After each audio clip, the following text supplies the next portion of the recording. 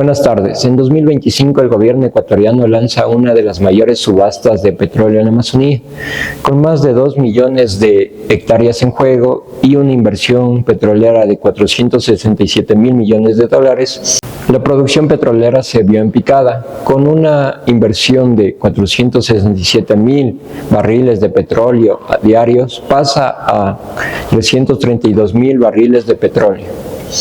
Esto genera conflictos sociales y ambientales tanto de los pueblos indígenas y los poblados cercanos a ellos. Es por eso que ellos se ven afectados y nos mencionan que nunca se ha dado una consulta previa y están en desacuerdo a la expansión petrolera. Bienvenidos a un episodio más de nuestro podcast El Llamado de la Selva. El tema a tratar es bloques petroleros en zonas indígenas y áreas protegidas de la Amazonía ecuatoriana. Para entender de mejor manera este tema, tenemos la opinión del economista y PhD Cristian Naranjo, el cual respondió las siguientes preguntas. ¿Cómo describiría usted la situación actual de la explotación petrolera en la Amazonía ecuatoriana? Ok, buenos días. ¿Cuál es la situación actual de la Amazonía y la explotación petrolera? Pues está detenida. De hecho, nosotros estamos produciendo alrededor de 400.000 a 500.000 barriles diarios.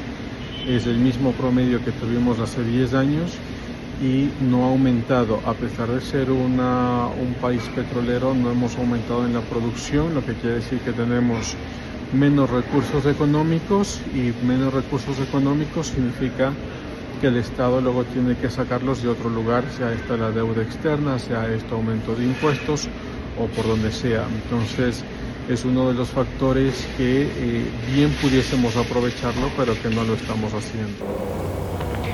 ¿Cree que las comunidades indígenas son escuchadas de forma real cuando se decide explotar petróleo en sus territorios? Bueno, cuando uno piensa en las comunidades indígenas y si estas han sido escuchadas por el gobierno con relación a la explotación petrolera, yo diría que en términos generales no. Resulta que en la consulta del Yasuní-Tete, las provincias que estaban siendo supuestamente afectadas por el Yasuní-Tete fueron las que votaron que sí querían que la explotación continuase, porque reciben, obviamente, aparte de las regalías económicas, todo el turismo, los trabajadores, el gasto que se tiene que hacer, que todo se quede en la misma provincia. Resulta que provincias como Pichincha o Guayas votaron que no y deciden por las provincias que sí querían la explotación petrolera y que eran las que sí tienen esta explotación, y resulta que ellas dijeron, las provincias como Orellano, Napo dijeron que sí querían, mientras que Pichincha y Guayas dijeron que no, pero como son la mayoría del país, decidieron por las otras provincias. Y eso, entonces, uno al contrario de que uno pensaría es que las comunidades indígenas están luchando para que se pare la explotación petrolera, si esas son las comunidades de la sierra que no tenemos explotación. Pues las comunidades indígenas que sí tenían explotación petrolera votaron que sí querían, obviamente por los beneficios que eso representa. ¿Cree que el caso Texaco-Chevron marcó un antes y un después en la forma en que se regula la actividad petrolera en el Ecuador? Sí, el caso de Texaco y Chevron significó un cambio posterior, no solo para las limitaciones de la misma explotación, sino para contrataciones posteriores. Lo que ha pasado a partir de aquello es que las explotaciones se han detenido en términos generales, pensando que va a pasar lo mismo, que la tecnología ha aumentado de forma muy rápida, tanto así que el número de casos de impactos ambientales ha reducido en los últimos 10 años en el mundo. Eso es porque la tecnología ha mejorado, porque sabemos cómo hacer mejor las cosas, pero como en política uno piensa que lo que se hizo hace 10 años, 15 años o 20 años, lo mismo que se va a hacer ahora, pues se sigue con las mismas taras y las mismas frases y las mismas atribuciones que se proyectan en los líderes actuales. ¿Cómo evalúa el rol del Estado frente a los impactos de la actividad petrolera en territorios indígenas? El rol del Estado con el impacto, pues yo diría que es un rol bastante mínimo, porque por un lado el mismo Estado y es el mismo presidente Noboa que dijo que también estaba a favor, por ejemplo, de la paralización en la producción del Yasuní TT, pero resulta que, como yo he dicho ya anteriormente, las mismas comunidades de Napo y Orellana sí querían que se siga explotando. Entonces se sigue tratando de posicionar en las comunidades indígenas un discurso político sobre afectación y que ellos son los afectados, pero hasta que ese discurso cale llevará mucho tiempo, y además que no solo eso, sino que las mismas personas que sí disfruten de los beneficios económicos que trae esta actividad, pues le tiene sin cuidado ya la discursiva política. Entonces, la pregunta tiene un problema de fondo, y la pregunta de problema de fondo es que se asume que todas las comunidades indígenas quieren parar la explotación petrolera, y eso no es verdad. Si tuviera que dejar un mensaje a los estudiantes sobre este conflicto territorial en la Amazonía, ¿cuál sería? El conflicto en la Amazonía es un conflicto que tiene, digamos, muchos elementos grises, porque no está solo los supuestos grupos ambientalistas o no, hay mucha otra conflictividad que se meten entre los grupos políticos. Esto tiene que ver como, por ejemplo, la minería ilegal. La minería ilegal influye, impacta y financia muchas de las movilizaciones en Ecuador, y eso quiere decir que cuando viene alguien a proponer algo en contra de la minería ilegal, siempre están financiando paralizaciones o movilizaciones y siempre tratando de desestabilizar el país, y claro, siempre se embadurna o se cobija de un ropaje de protesta social, pero que tiene muchas motivaciones por dentro.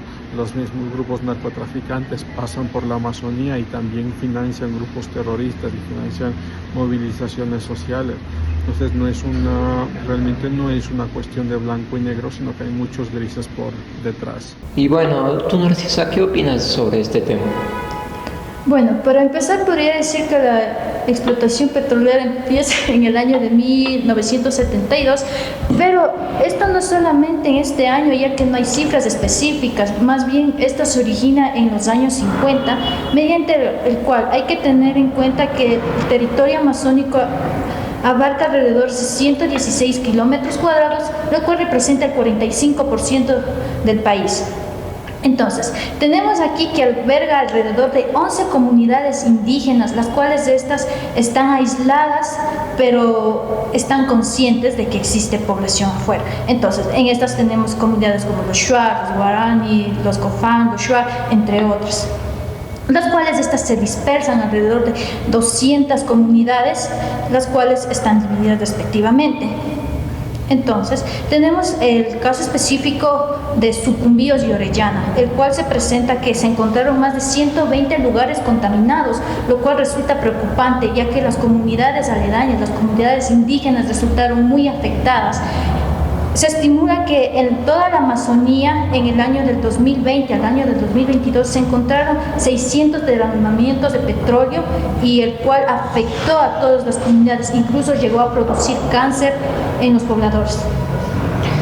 Me parece bien el análisis que das tú, y si nos vamos más centrados a un contexto histórico de lo que ha sucedido tanto de los bloques petroleros en estas provincias como lo son Orellana y Sucumbíos, nos damos cuenta que se ha dado el caso masivo nacional e internacional, el llamado caso Chevron o al caso Texaco, como antes se conocía. Bueno, para poder entender el impacto causado por esta petrolera, tenemos el siguiente mapa titulado Bloques petroleros de Chevron y su intersección con territorios indígenas y áreas protegidas. Este mapa nos muestra que la mayor concentración de actividad se localiza en Lago Agrio, Chuchufindi y Los Hachas, zonas donde se observa una alta densidad de pozos petroleros, vías y poblados, lo que nos ayuda a evidenciar una fuerte presión humana sobre este territorio.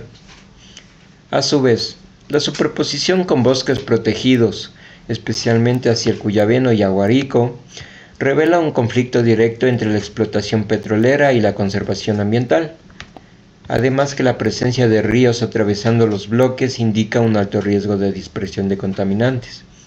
ecosistemas frágiles y comunidades locales que dependen del agua. La interpretación del negro transparente que se encuentra en este mapa nos ayuda a interpretar lo que vendría siendo el smog causado por los pozos petroleros, donde se evidencia que se va repartiendo por los dos territorios y la mayor parte de ellos se ve afectada en los poblados ya antes mencionados. Sumado a esto, evidenciamos que los poblados se encuentran cercanos a las orillas del río, lo que se va a ver muy afectado en su salud, puesto a que el mal mantenimiento de las infraestructuras petroleras causa los derramamientos de petróleo, los cuales van a verse afectados hacia los ríos y hacia la gente local en sí. Bueno, como un caso de la vida real también tenemos a nuestra compañera Hanna. Hanna, ¿qué opinas tú de este tema? Yo como representante de las comunidades indígenas de la Amazonía, aproximadamente en los años 70, sí he visto que las comunidades han sido afectadas por el derrame del petróleo y también por la quema del gas, ya que muchas personas han sido afectadas en lo que es la salud, principalmente como es el cáncer y también problemas respiratorios por las causas de la quema del gas. ¿Cómo ayudarían ustedes a lo que es a disminuir las enfermedades y todo eso en el caso del petróleo y todo? Yo tengo entendido que realmente hay organizaciones que se están tratando de hacer voluntariados a los pueblos más lejanos, ya que el gobierno en sí se centra más en las ciudades cercanas, porque como tenemos entendido que los pueblos alejados tienen sus normas y sus costumbres diferentes de pensar a los que están en las ciudades. Entonces, organizaciones como la ONG ha implementado todo lo que es el voluntariado de medicina, de educación y también, ¿por qué no decir?, de la cultura, acercarse más a las ciudades que alejarse. Están tratando de que tanto los alejados como los de las ciudades se acerquen y tengamos solo un caminar, ¿cómo se puede decir? Bueno, para implementar así las costumbres que hay en esos y las que no se pierdan, especialmente cuando hay esto del petróleo,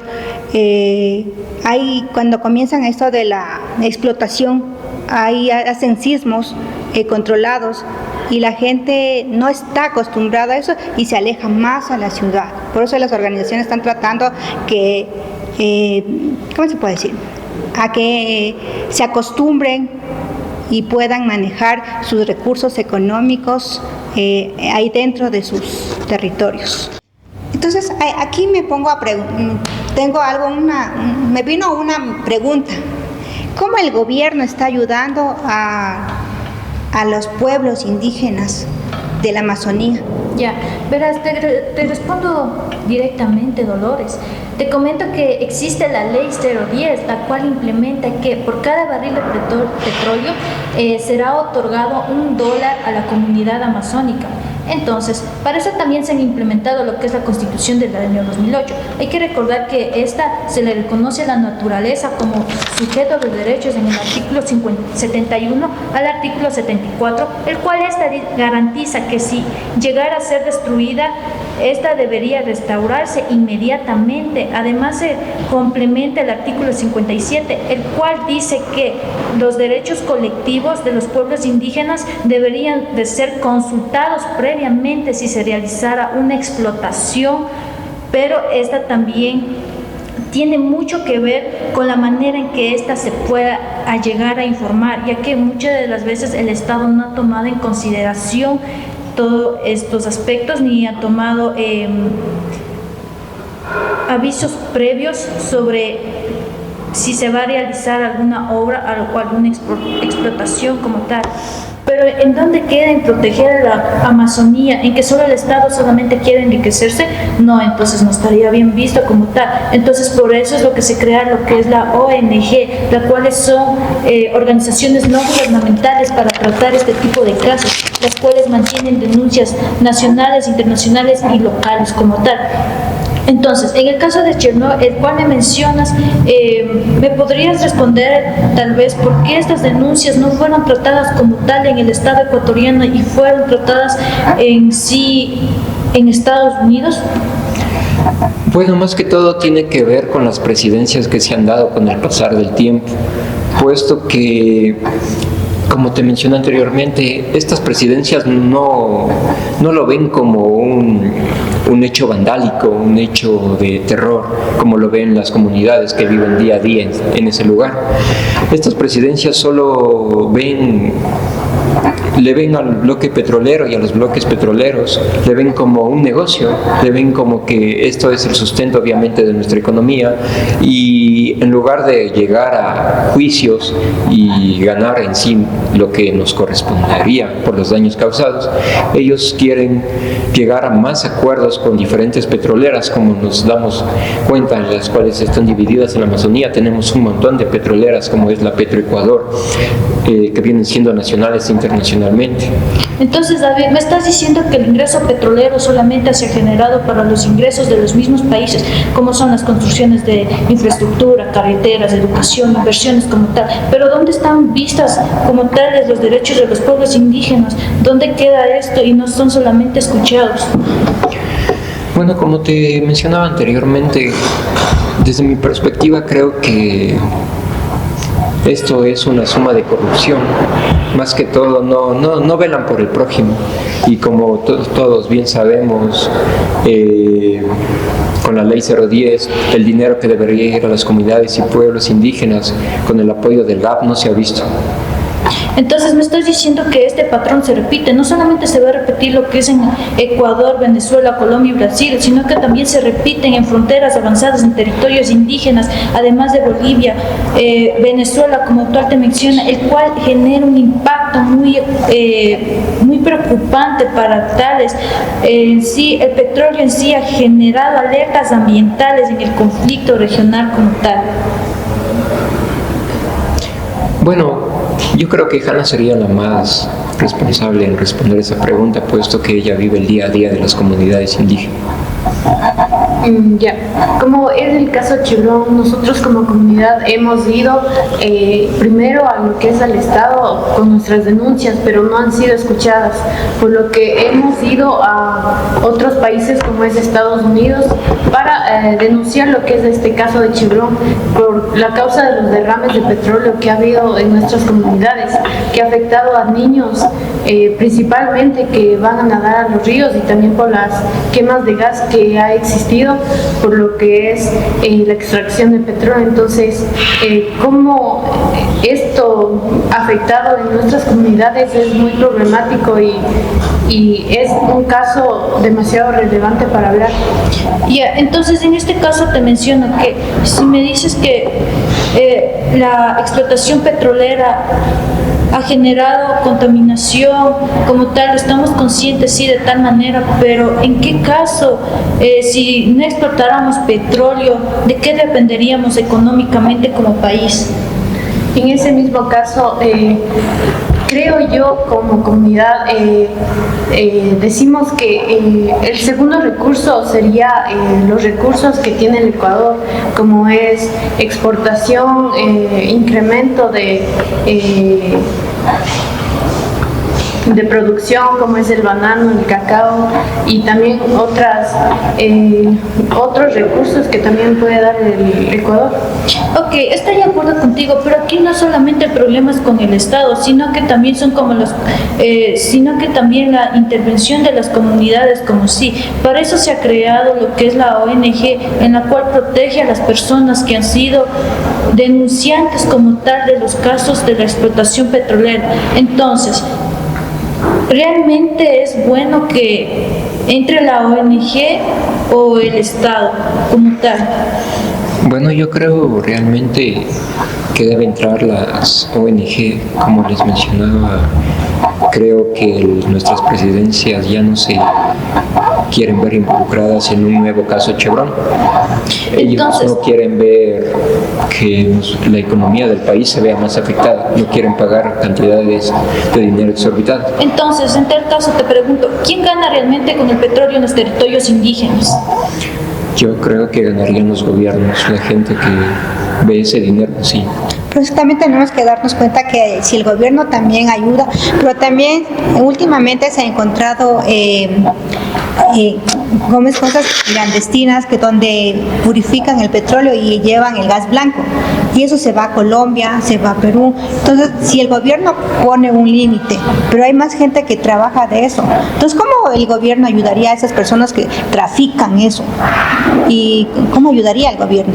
Si las organizaciones ONG están ahí funcionando, tratando de ver otra motivación para que surja esos pueblos indígenas, y el gobierno ¿qué hace en caso de esas Con explotaciones? respecto a eso, se han implementado lo que es el monitoreo continuo, y más que todo se hacen lo que son los mapas creados por las propias comunidades, ya que es mucho mejor elaborar lo que son los mapas de acuerdo a ellos, que ellos conocen mejor su territorio.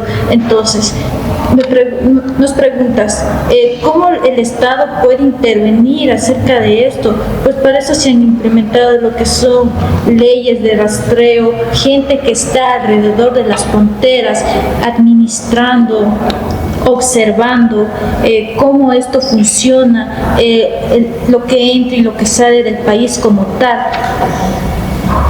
Por eso es que hay mucho narcotráfico ahora últimamente, porque ¿cómo decir? El gobierno ya no se está,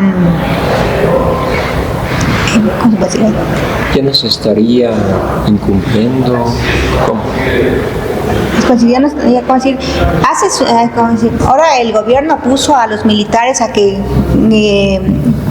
vigilen esos territorios, y por eso ahora se ha acabado bastante ya con esos narcotráficos, pero todavía hay más, hay en oculto, y a veces la gente, por sacar más dinero, está perdiendo su hábitat natural, está perdiendo su ecología, sus recursos naturales, y lo que es más importante, se está perdiendo la selva.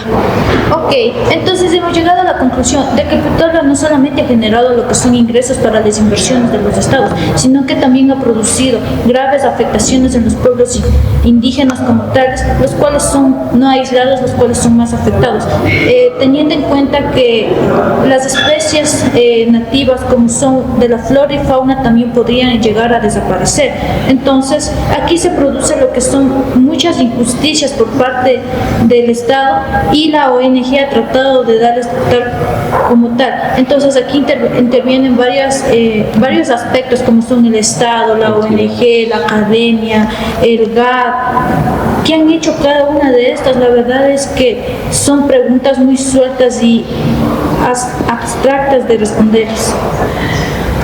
Bueno, yo creo que, como tú mencionas, cada una de estas entidades debería unirse, llegar a una mesa de acuerdo, de diálogo, en la cual se planee propuestas a futuro. Como nosotros hemos tenido en consideración, existen varias ONG como la Acción Ecológica, la Fundación Pachamama, la Ecociencia. Sumado a esto de las ONG podría también vincularse la academia. Podrían incentivarse los GAF, el gobierno, a crear varias infraestructuras, universidades, para ayudar en sí a los territorios, que existan más voluntariados y poder, más que todo, sobresalir y no dejar abandonado a cada una de las personas de estas comunidades indígenas, puesto como nuestra amiga Hanna mencionaba, ellos no tienen otra manera que sobrellevar su día a día que usar esos recursos que se encuentran ahí mismo. Entonces creo que sí sería una buena forma de iniciar e incentivar a la gente creando una mesa de diálogo, así.